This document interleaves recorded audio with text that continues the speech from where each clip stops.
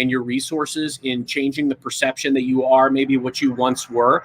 So I think that's the key element, is making sure that you're looking for ways to differentiate yourself from what you once were, trying to find ways to add value in the current ecosystem of what your customer is trying to do.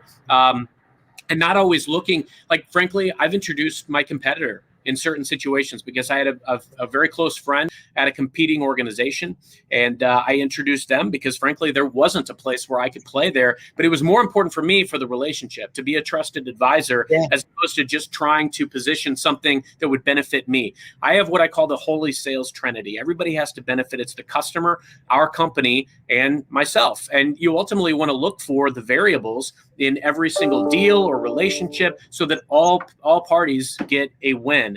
And if it's one-sided, if it's lopsided, if I'm trying to cram a solution down somebody's throat just because it gets me paid, that doesn't benefit anybody in the long run. So I completely agree with your question, and that you've got to differentiate yourself sometimes from that perception that you want to distance yourself from. It's great to stand on that brand, and obviously there was a strong brand, but things change, times evolve, and you've got to evolve with it. Got it. Thanks.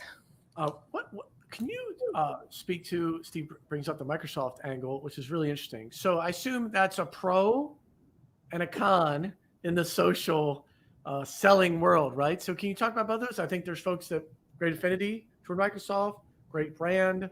I see some folks are like, that's Big Brother. And so can you share with that? Like, I think it's probably an asset and sometimes a liability. And so can you share with our folks that maybe don't have a big brand associated with their online brand or their career, how maybe they can still build their social following? Yeah, it's a great question. And I often like to point out that I cut my teeth learning social at a small consultant firm before I ever joined Microsoft. I used some of these tools in multiple small organizations before I even joined Microsoft.